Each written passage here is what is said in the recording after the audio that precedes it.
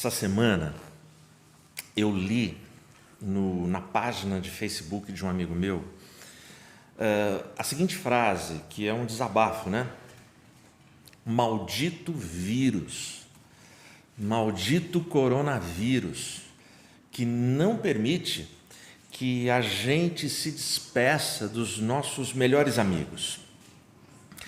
O lamento dele era em função da morte de um amigo e pelo fato de não poder ir no velório, de não poder velar o amigo, de não ter uma cerimônia fúnebre com todos os familiares, todos os amigos, por conta dessa realidade que a gente está vivendo. Tem uma amiga nossa, amiga da nossa família, que a gente acompanhou a luta dela, o dilema dela. O marido contraiu, né? O marido foi acometido da Covid-19, lutou, foi para o hospital, ficou entubado e não resistiu, ele veio a óbito. Aí eu lembro do desabafo dela no nosso WhatsApp, ela dizendo assim, que foi muito triste, porque no caso do enterro dele, o cemitério, pela lei, pelos decretos, pelo distanciamento, pelo isolamento, nesse momento, permitiu a entrada de apenas 6 pessoas, familiares muito próximos, para dar uma olhadinha e já se retirar.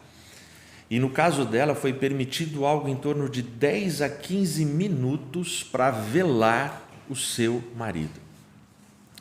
E ela chorava muito dizendo, poxa, eu não tive tempo de poder fazer um velório, um sepultamento digno, eu não tive tempo de velar o meu amado. Para complicar um pouco, os dias passaram, a mãe dela também foi acometida da Covid, lutou no hospital, bravamente, mas em poucos dias foi fulminante, óbito, mesma situação, sem tempo, sem amigos, sem familiares para abraçar, para chorar, para compartilhar a dor, para se despedir. É um tempo muito difícil, Ainda ontem eu ouvia também de uma amiga ao telefone, enquanto eu preparava essa reflexão, era bem tarde, e aí a gente estava conversando, e ela falava assim para mim, Edmilson, ore para você não ficar doente neste tempo, porque os hospitais estão um verdadeiro caos. Se você precisar de hospitais, primeira coisa, você chega, o protocolo, eles já querem saber se é Covid, e na cabeça deles tudo é Covid. Então é muito difícil. E ela fala com conhecimento de causa porque precisou de hospitais nos últimos 15 dias, nos últimos tempos. E foi uma loucura. Graças a Deus, nessa casa, nessa família que eu estou citando agora, não é Covid, é algo bem mais simples e bem mais fácil de tratar. Milor Fernandes, ele tem um pensamento que é muito bacana. Ele fala assim, desse mundo nada se leva, mas é muito confortante, é muito estimulante saber que a gente deixa várias coisas e várias pessoas que a gente pode dizer adeus. Esse pensamento de Milor Fernandes está falando sobre a despedida, está falando sobre o valor e a importância da despedida. Despedida é algo litúrgico, despedida é algo sagrado, a despedida é algo que o ser humano valoriza muito. Quer um exemplo? Quando nós estamos numa festa, numa festinha somente de família, está lá os familiares, sobrinhos, irmãos, primos, tios, cunhados, família, 30, 40 pessoas, nem tem gente de fora. Mas se alguém vai embora sem que se despeça, a frase dos que ficam é assim: poxa, fulano foi embora e nem se despediu. Ou quando a gente está com o nosso horário ali espremido, estourado, e a gente precisa ir embora e se despede de um de outro, a gente já sai pedindo desculpa. Pede desculpa para todo mundo, eu não consigo me despedir de todo mundo, eu queria dar um abraço em cada um, mas pede perdão para eles.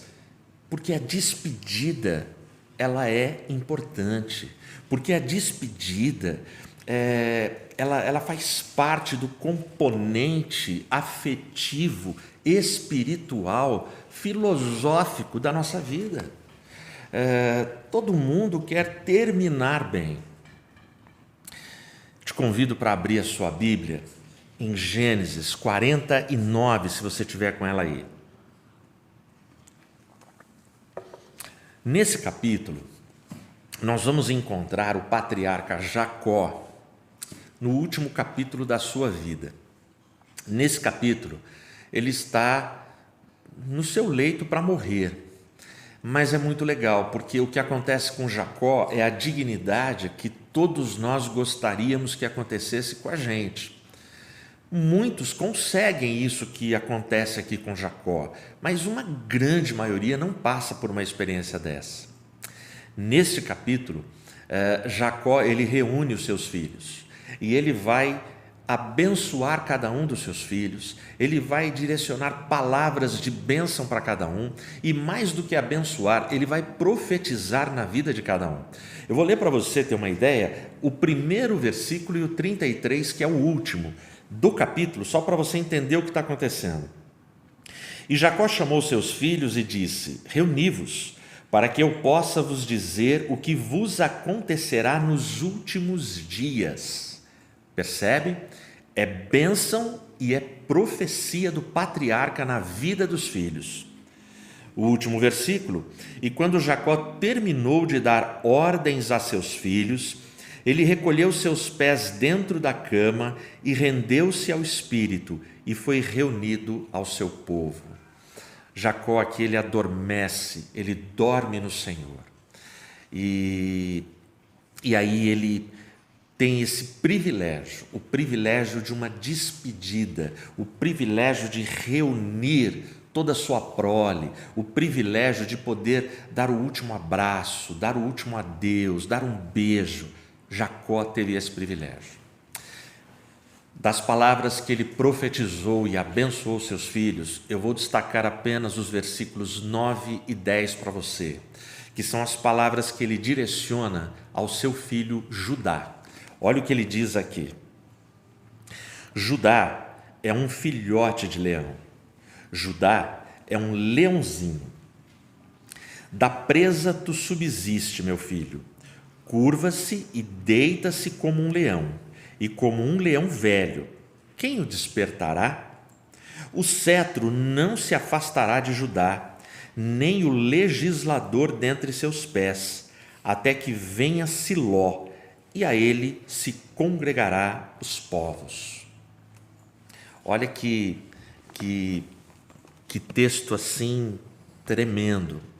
Olha que bênção, que profecia que Judá recebe, simplesmente espetacular para a sua vida.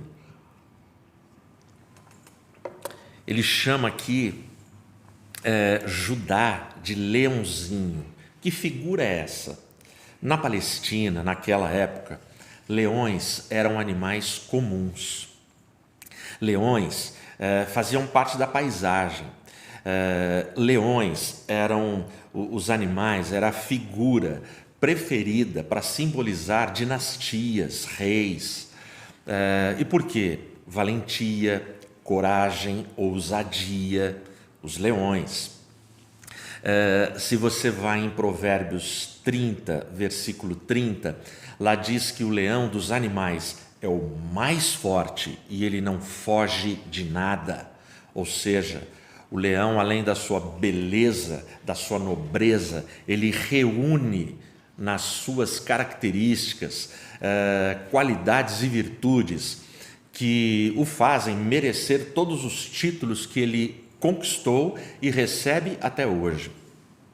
Até hoje, a bandeira de Jerusalém, no seu centro, está lá a bandeira, no seu centro tem a figura que representa o leão da tribo de Judá. Não confunda, eu não estou falando da bandeira de Israel. A bandeira de Israel, ela tem no seu centro a estrela de Davi, mas a bandeira de Jerusalém tem no seu centro o leão da tribo de Judá. E essa foi uma profecia que na vida de Judá ela se cumpriu, e ela vai se cumprindo ao longo dos milênios. Os anos passam, o tempo passa, e ela é confirmada em toda a herança davídica, na vida do rei Davi, porque o rei Davi, ele vem da tribo de Judá, ele é descendente, ele é dessa tribo. Ou seja, então tudo aquilo que o patriarca fala no seu leito vai se concretizando ao longo do desenrolar da história. E isso é tremendo. Até hoje os judeus, eles esperam um Messias, um Salvador que tenha o poder e a potência do rugido de um leão. E por quê? Então deixa eu te falar um pouquinho sobre o animal. O rugido do leão. Até hoje o leão, ele tem um título que ele conquistou de rei das selvas, rei dos animais, e nenhum animal consegue tirar isso dele, porque Deus fez assim. O rugido do leão, ele é ouvido a 8 quilômetros de distância, ou seja, num raio de 8 quilômetros, o rugido de um leão, dada a sua força, ele é escutado, ele é ouvido, ele é percebido, ele é sentido, ele é temido. Então, só para você entender como isso é forte. Então, eu sou um leão, vamos imaginar que seja eu, um leão de juba branca. Então, olha só, 8 quilômetros para lá, as pessoas estão ouvindo o rugido, mas 8 quilômetros para lá também, 8 para lá, 8 para lá. Então, eu estou falando de 16 quilômetros. É muita área, muita terra. Eu tive a live com o pastor Arlindo. Ele é lá de Adamantina. E eu confundi. Quando eu falava com ele no telefone, eu falei, pastor, você é de Lucélia? Ele falou, não, eu estudei lá, trabalhei, eu congreguei, alguma coisa assim. Ele falou, mas não, eu sou de Adamantina. Eu falei, Lucélia é longe. Ele falou, não, fica a 5 quilômetros. Ou seja, um leão em Adamantina, se ele rugir, lá em Lucélia, o pessoal vai ouvir. Você está entendendo o que eu estou falando? Do rugido, do poder do rugido de um leão. Somente 4 animais, que eles se enquadram na categoria chamada pantera, rugem. É o leão, o leopardo, a onça e o outro eu não lembro. Pantera. Não é a pantera. O grupo é pantera. Então, olha só, o leão, e por que eles rugem? Porque eles têm um ossinho na garganta que é único neles, chamado hioide, se divide em 2 partes e possibilita o rugido. Agora, dos 4 animais que são na cadeia de animais, os únicos que rugem, o leão é o que mais ruge, é o que ruge por mais tempo e é o que ruge mais alto. E eu sei bem o que é isso, e eu vou te explicar por quê. Eu não fui na África, mas eu estive em Leme, é o tigre. O leão, o tigre, o leopardo e a onça. Eu estive em Leme, quando eu namorava a Regina. A gente namorava, então os meus filhos não presenciaram essa cena. E nós fomos no zoológico de Leme. Estávamos ali com a família, os parentes dela, que lá em Leme tem parentes da Regina, a avó dela, que ainda era viva, a avó Antônia, e fomos no zoológico. E, por curiosidade, essa semana eu fui pesquisar para poder falar para vocês a medida do zoológico de Leme. Total de 160 mil metros quadrados. Se você fizer a conta da área de rugido de um leão, você vai ver que esse raio de 8 quilômetros dá mais de 160 mil metros quadrados. Esse zoológico ele tem alguns lagos e ele sobe, ele não é totalmente plano, ele tem um desenho que tem uma montanha. Nós estávamos longe da jaula do leão e a gente ali no zoológico foi impressionante. O leão começou a rugir. Foi um alvoroço no zoológico, era um domingo. E ele não parava, exatamente como eu narrei para você. Ele é o que mais ruge, é o que ruge por mais tempo, é o que ruge mais alto. O leão começa a rugir. Eu não vou nem imitar porque eu não tenho o ossinho na garganta que ele tem. Então não dá. Então olha só, o leão começa a rugir e sem parar. E aquilo era alto. Nós estávamos na outra ponta do zoológico. A correria no zoológico. E por que a correria? Porque normalmente quando você visita a jaula dos felinos, ou eles estão intocados, ou estão dormindo, bocejam, você queria ver ele andando, ele se exibindo. Uma correria, criança, velho, famílias, namorados, todo mundo correndo, subindo o morro para ir na Pedra do Rei, para ir na jaula do leão, inclusive a gente. E não parava, não parava. Aí chega, é uma época que você não tem celular, todo mundo para filmar e fotografar. Mas quem ia no zoológico levava a sua câmera fotográfica. Então aquele bolo de gente, a gente ficou para trás, porque nós não fomos os primeiros a chegar. Então a gente só conseguiu ver de longe, porque a jaula não é grande. Aquele montão de gente, tudo ali apinhado para ver o leão. E ele não parava, ele vinha na jaula, olhava para todo mundo e rugindo, e rugindo, e rugindo. E o pessoal batendo foto. Aí o leão, gente, ele começou a rugir baixo, mais intercalado, começa a olhar para todo mundo e todo mundo assim, o que ele vai fazer? O que ele vai fazer? Aí o leão ele vira, fica de costa para a jaula e todo mundo ali, caramba, o que ele vai fazer? Ele ruge, todo mundo, nossa, uhul! Aí o leão levanta o rabo e solta um esguicho de urina e pegou muita gente. Naquele momento eu agradeci que nós fomos dos últimos a chegar. E aí espalhou todo mundo, gente rindo, gente, praguejando por causa da cena. Mas aquele dia eu entendi isso que eu estudei sobre leões. Ele ruge de forma poderosa, ele ruge de forma incrível. O rugido do leão na África, para você ter uma ideia, ele tem o poder, quando ele começa a rugir com força e de forma assim consistente, muito tempo, ele levanta terra do chão e tem casos que chega a fazer rodemoinho de poeira por causa do rugido do leão. O rugido do leão, quando passam aqueles carros de safari na África, tem o poder de fazer vibrar as partes metálicas do carro. Eu também tenho essa experiência. E nessa os meus filhos estavam.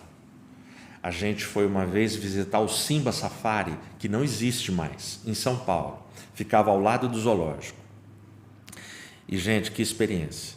A gente entra com o carro e dentro do Simba você não descia, vidros fechados, e você vai passando por entre os leões. E é impressionante.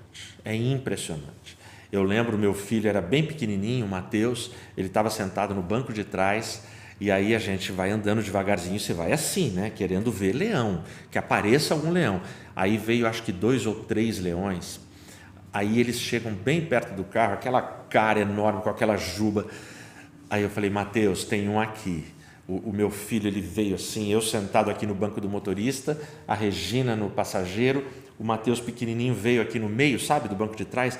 Ele veio e olhou assim, e o leão olhando para ele, a reação dele foi assim, caiu para trás, caiu, meu filho caiu. Eu falei, filho, levanta aí para a gente ver o leão.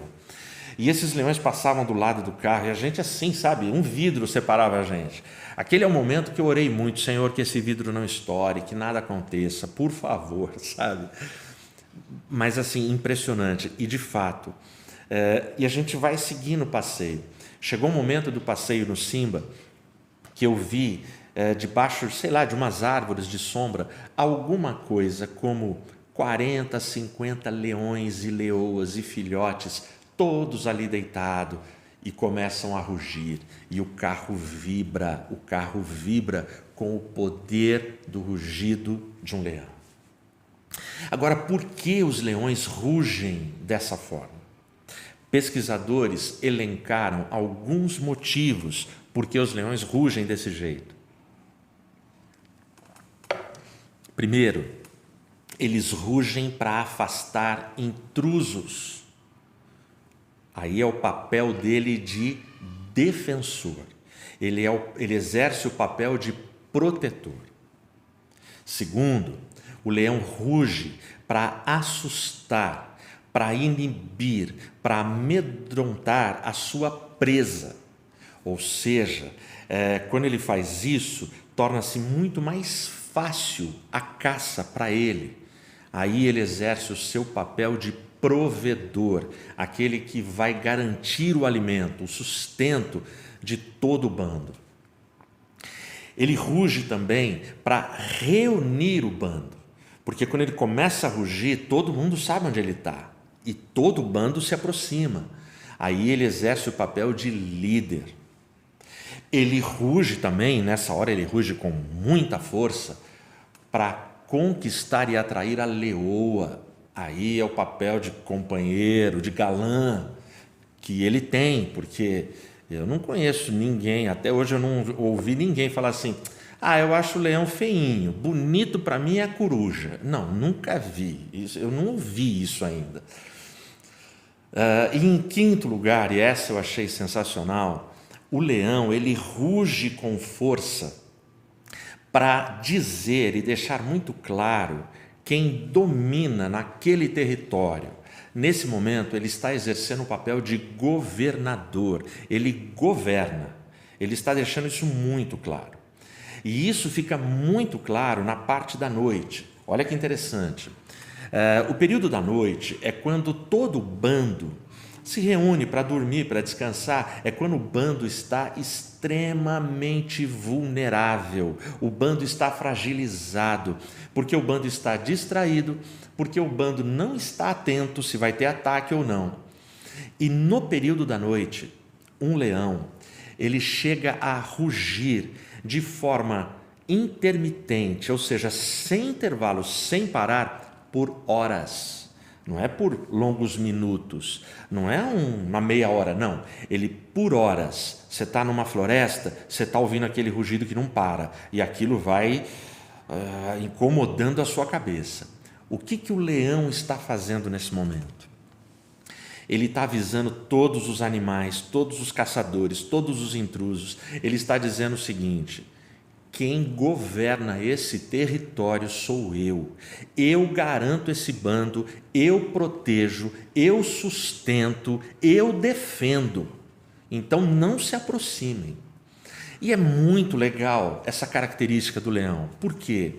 Ao mesmo tempo, com esse rugido intermitente, forte, ensurdecedor, ao mesmo tempo que ele coloca medo, respeito nos adversários, ao mesmo tempo, o mesmo rugido traz calma, traz tranquilidade, traz paz na alma de todo o bando. O bando consegue descansar. Por quê? Porque sabe que o seu líder, o seu rei, está ali guardando e protegendo. E como é que ele faz isso? Deitado. Ele está deitadão e só rugindo, porque ele sabe o poder que tem o seu rugido. Isso me lembra Salmo 127, versículo 2. Ali diz o seguinte: é inútil para você levantar cedo, comer o pão de dores, dormir tarde, se matar trabalhando, se matar. O texto do Salmo, não confunda, se tiver algum preguiçoso aí me ouvindo, não está dizendo para você não fazer nada, para você não trabalhar, está dizendo o seguinte, que se você for focado, que você tem que fazer tudo para se garantir, que isso é inútil. E ele termina o versículo 2 de forma poética, dizendo que ele, o Pai das luzes, ele dá para os seus amados o sono. E enquanto a gente descansa, enquanto a gente dorme, o sono gostoso que ele deu, Ele nos abençoa, Ele nos guarda, Ele nos protege e Ele proporciona bênçãos na minha e na sua vida. Então deixa de lutar sozinho, feito louco, feito uma doida, sabe? Um negócio assim, destemperado, desequilibrado. Bom, com todo esse poder que eu narrei para você, com todo esse poder que a gente encontra no leão, o que o adversário das nossas almas, o nosso inimigo, faz? Qual é a reação dele? Ele imita, é o que ele sabe fazer. Primeira carta de Pedro, capítulo 5, versículo 8. Sede sóbrios, vigiai, sede vigilantes, porque o diabo, vosso adversário, ele anda em derredor, bramando como um leão, rugindo como um leão, buscando a quem possa tragar. E quem ele pode tragar? Sabe quem? As pessoas que se distanciaram para além dos 8 quilômetros. Grave esse símbolo. As pessoas, quando querem se afastar de Deus, elas vão o mais longe que elas podem ir. E quando você se afasta de Deus, quando você se afasta de Cristo, você fica vulnerável, você fica sem defesa, você está só nessa selva de pedra que a gente vive, você está só nas florestas perigosas que a vida impõe para mim e para você. Quando a gente se afasta, a gente começa a caminhar por uma vida sem sentido, uma vida sem propósito, uma vida vazia. Quando a gente se afasta e vai se afastando e já não ouve mais o rugido do leão, a gente praticamente aceita e começa a participar do jogo sujo desse mundo podre e decadente que a gente vive. E aí a gente acaba abraçando uma vida como, infelizmente, bilhões, eu ia falar milhões, mas eu sei que bilhões de pessoas já abraçaram uma vida nihilista. E o que é o niilismo, para você entender? O niilismo, ele diz para mim, para você, que tudo é um grande nada, tudo é um grande nada. Que a vida não tem significado, não tem utilidade, não tem propósito na existência. E como não tem nada, não tem propósito na existência, vale tudo. É onde as pessoas chegam no estágio que eu e você estamos assistindo. Elas entregam os seus corpos para fazer o que quiser, porque não tem valor a existência. Então o negócio é ser feliz aqui e agora, fazer tudo o que é possível, experimentar todas as coisas, e é onde entra promiscuidade, drogas, vícios, decadência moral, tragédias nas famílias.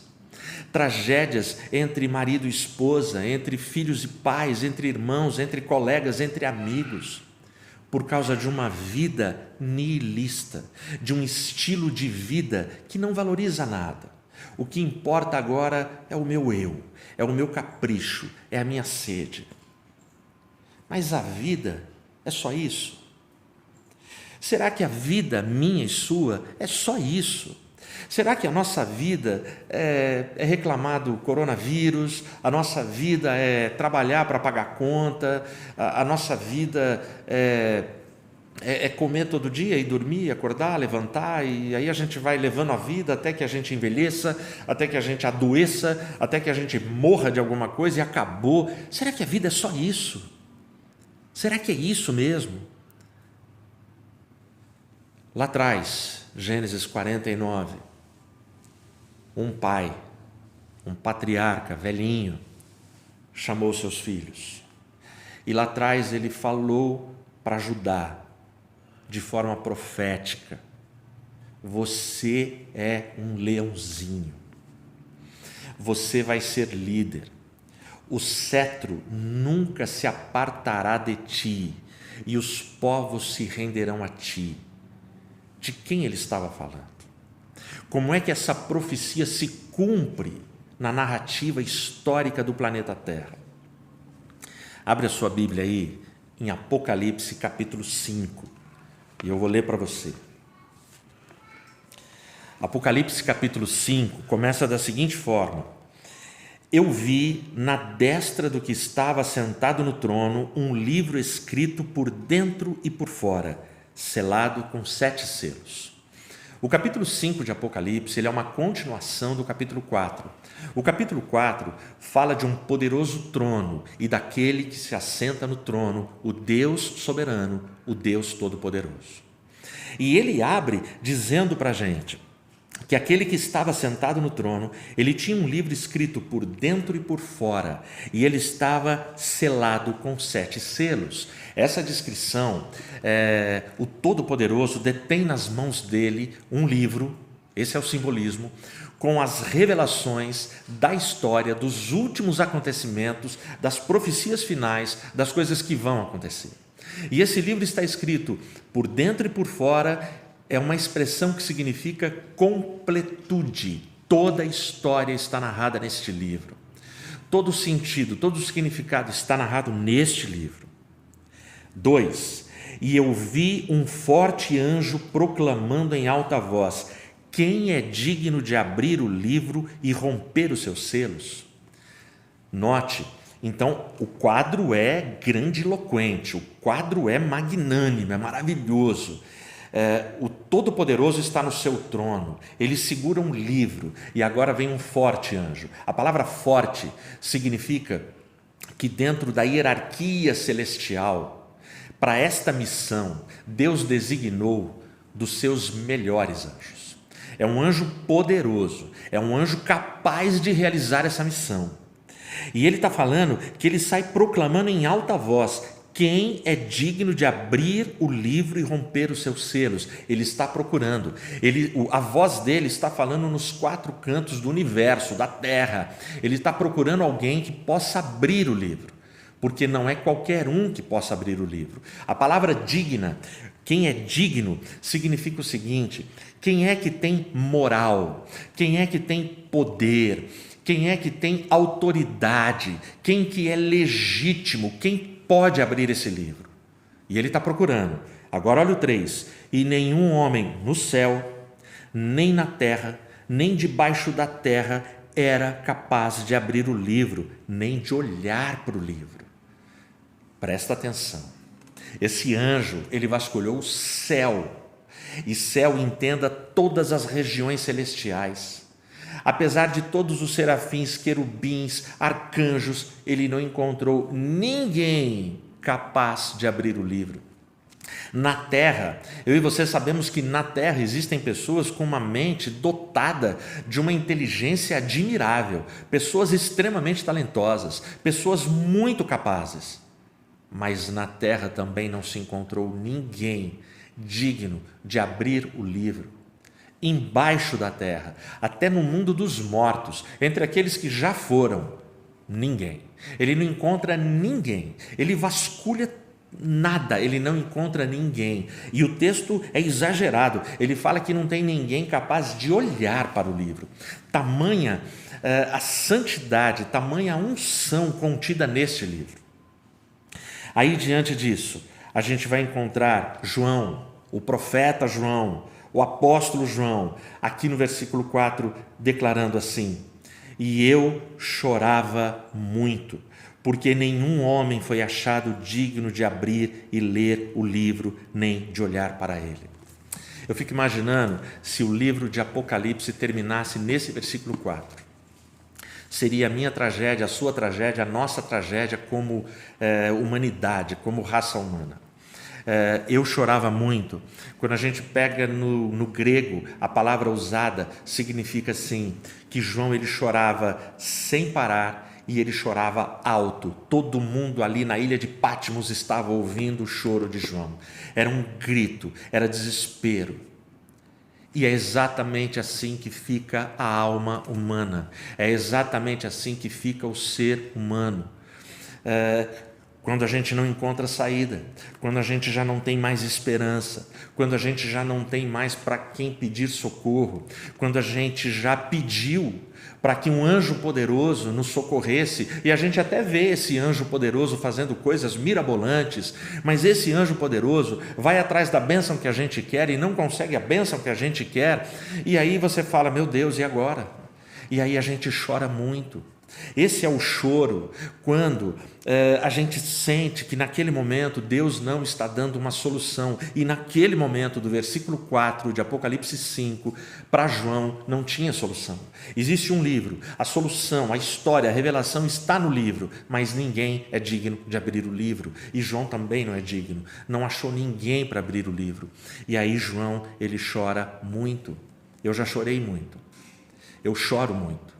Eu sei que você chora muito, eu sei que nós choramos muito, e a gente chora muito porque a gente sabe que nesse livro tem promessas para a minha família e para a sua família.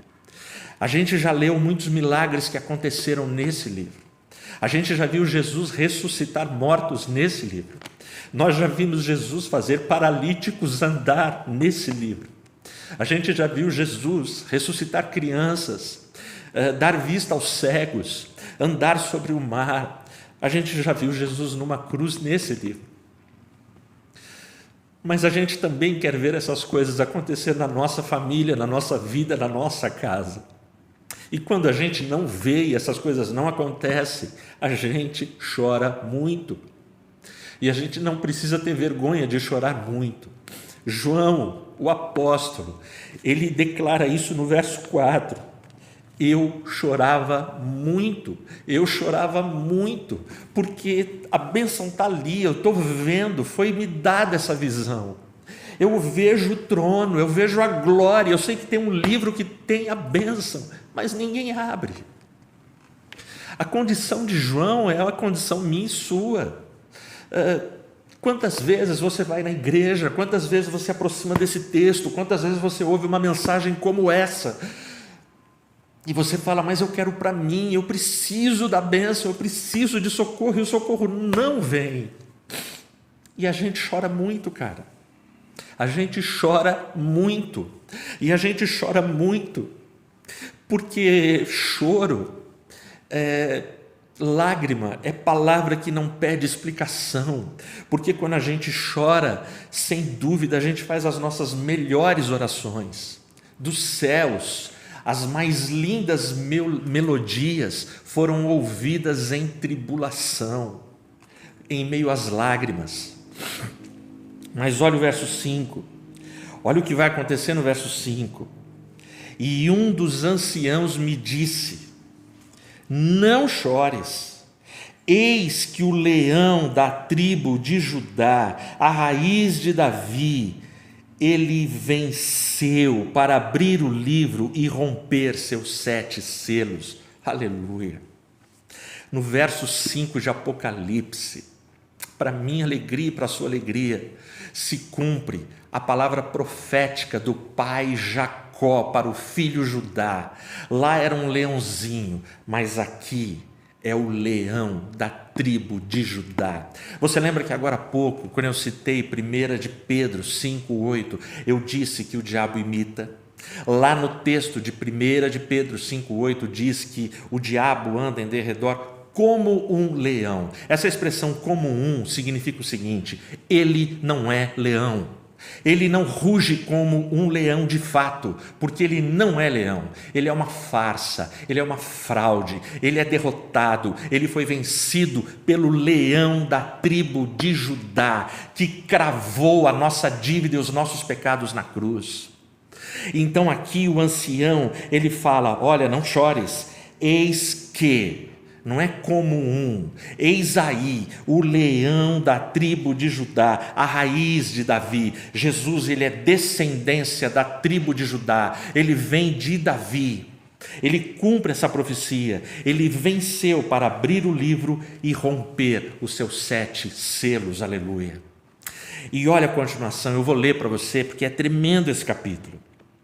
Olha a continuação. E eu olhei, e eis que no meio do trono e dos 4 animais, e no meio dos anciãos, um cordeiro em pé, como se tivesse sido morto, tendo 7 chifres e 7 olhos, que são os 7 Espíritos de Deus enviados a toda a terra. E ele veio e tomou o livro da destra do que estava sentado no trono. Cara, no versículo 5, ele é o leão da tribo de Judá. E aí João olha e vê um cordeiro. Ele é o leão, porque como leão ele tem a força invencível. Ele é o rei dos reis e senhor dos senhores, ele vence. Mas aqui ele já vem na figura também de um cordeiro, porque é como cordeiro que ele morre na cruz e ele conquista o direito que não foi encontrado nem no céu, nem na terra, nem embaixo da terra. Ele conquista o direito para ir até diante de Deus, no seu trono, e pegar o livro. Qualquer outra pessoa que tentasse fazer o que o cordeiro fez seria exterminado e morreria, não teria condições, mas ele pega o livro. Quando o cordeiro pega o livro, ele está dizendo simbolicamente para mim e para você: eu detenho os rumos da história, a história está nas minhas mãos, nada foge ao meu controle, a sua família não foge ao controle dele, a minha família não foge ao controle dele, o nosso país, esse planeta, os poderosos desse mundo pensam que mandam, mas eles estão por rápidos segundos no palco, na cena. Mas quem domina e reina e governa soberanamente é o Cordeiro de Deus que tira o pecado do mundo. E olha só, verso 8: e havendo tomado o livro, os 4 animais e os 24 anciãos prostraram-se diante do Cordeiro, tendo cada um deles harpas e vasos de ouro cheios de incensos, que são as orações dos santos. Eu gosto dessa expressão. Você tem animais poderosos, você tem anciãos, você tem seres angelicais que têm harpas, vão começar a cantar, mas junto eles têm ali as orações dos santos. Sabe as orações que você faz em lágrimas? As orações que eu faço em lágrimas, sabe as orações secretas que ninguém sabe o que a gente ora, as dores que a gente não compartilha com ninguém, sabe as lutas que você enfrenta, sabe as humilhações que você passa. Estas orações, elas vão surgir diante do trono de Deus e elas serão respondidas. Estas orações, elas glorificam o Cordeiro de Deus. E aí ele continua, e a gente começa aqui 3 doxologias. O que é uma doxologia? Uma doxologia é a conclusão de um louvor, são as frases finais de uma oração. 3 doxologias, olha só. A primeira: e eles cantavam uma nova canção, dizendo: tu és digno de tomar o livro e de abrir seus selos, porque foste morto e nos resgatastes para Deus pelo seu sangue, de cada família, de língua, de povo e de nação. E nos fizeste reis e sacerdotes para o nosso Deus, e nós reinaremos sobre a terra, reinaremos com Ele, porque sem Ele a gente não reina em lugar nenhum. Aí o 11: e olhei, agora vai vir a segunda doxologia, e olhei e ouvi a voz de muitos anjos ao redor do trono, e dos animais, e dos anciãos, e o número deles era de 10.000, vezes 10.000, e milhares de milhares. Essa expressão significa incalculável, não dá para calcular, mas miríades e miríades de anjos estavam ali. E eles diziam em alta voz, segunda doxologia: digno é o Cordeiro que foi morto de receber o poder e a riqueza e a sabedoria e a força e a honra e a glória e a bênção. E cada criatura que está no céu. Agora a gente vai partir para a terceira e última doxologia. Olha que legal, lembra que o anjo procurou no céu, na terra, debaixo da terra? Olha só, versículos 13 em diante.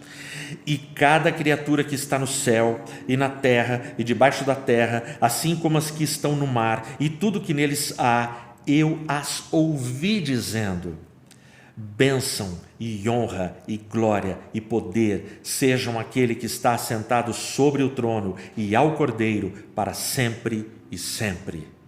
E os 4 animais disseram amém. E os 24 anciãos se prostraram e adoraram aquele que vive para sempre e sempre. Glória a Deus.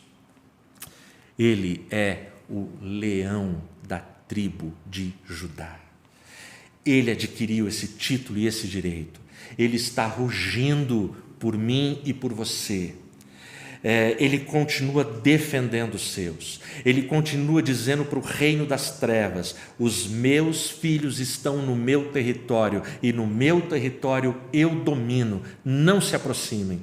Se por acaso tem gente que se afastou do domínio dele, cara, não perde tempo, volta correndo. E se você quiser voltar correndo hoje, diz para a gente, fala com a gente, manda um e-mail, faz alguma coisa, mas volta para o domínio do leão da tribo de Judá, o cordeiro que morreu para nos resgatar. Billy Graham, ele tem uma frase muito legal e eu encerro com essa frase. Eu li um texto dele que se popularizou nas redes sociais e é muito bonito. O texto dele é assim: calma, muita calma, fiquem em paz.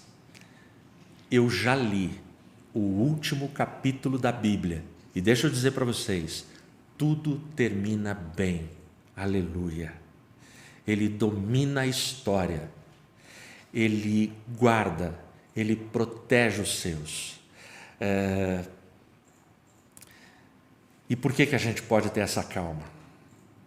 Porque ele, o leão, o rei, chegou. Ele voltou para buscar a sua igreja.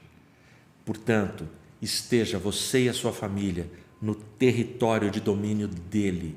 E o território de domínio dele é debaixo da graça, da confissão de que Jesus é seu Senhor e Salvador.